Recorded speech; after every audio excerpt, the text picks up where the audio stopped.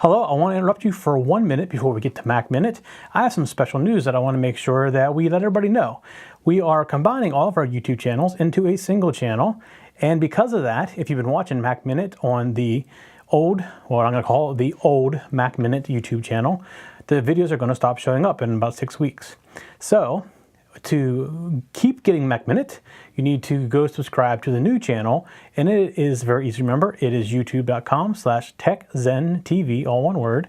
And from that channel, you can subscribe to the playlist for Mac Minute, and you won't miss a single one.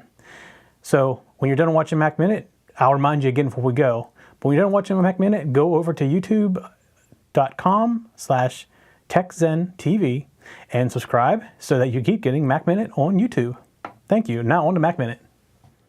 Hello, welcome to another episode of Mac Minute. This week we're going to cover something that's probably for the more advanced users, but we've gotten this question, so we want to make sure that we cover it. So most people probably maybe don't know that the Macintosh actually runs, or the OS X runs on top of Linux. It is a Linux kernel.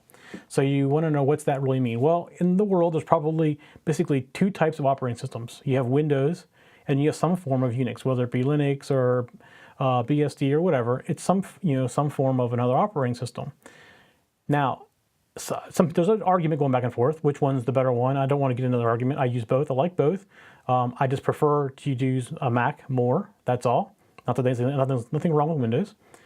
But because it's Unix, I think it's a little bit more stable. But also because it's Unix, you can get to a command line and do Unix stuff in the command line.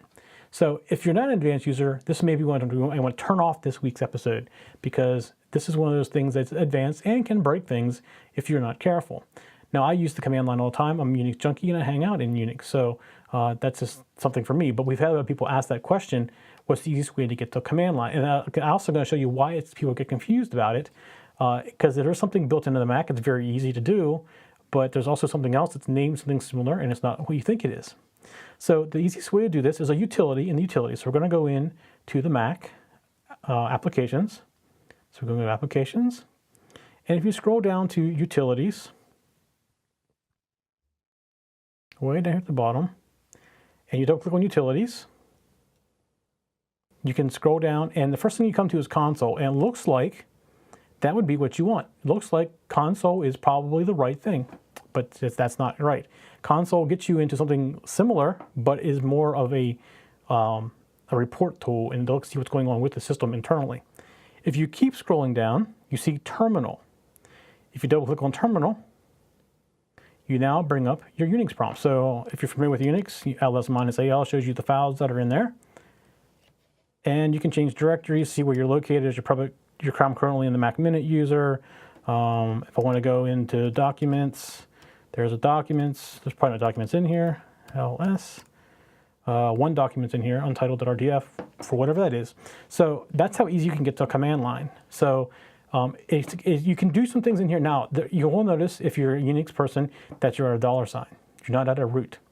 There is no set password for root on a Mac. However, you can set it. If you're familiar with sudo, you can do just about anything root can do using sudo, including change the root password. I just do not recommend it. I do everything without knowing the root password on my Mac, and I can pretty much do anything that I want with it using the command line. So that's when we're going to show you that this week. Something very simple. So that's it for Mac Minute this week. We'll see you next week. All right, before you go, I want to remind you, you need to go to youtube.com/TechZenTV and subscribe so that we can see you next week on Mac Minute. It's only a few more weeks left until Mac Minute is no longer on the old channel and only on the new TechZenTV channel, and is, again, youtube.com/TechZenTV. You can go there now because we're done. We'll see you next week. For show notes for this show, contacts, and more, go to the techzen.tv website where you can get show notes for all of our shows. We love to hear from our viewers and listeners. We have an email, a Twitter, and a phone number where you can contact us for each show. For details, visit the techzen.tv website and get the show details. You can also make a video and upload it somewhere like YouTube or Vimeo, and then just send us a link.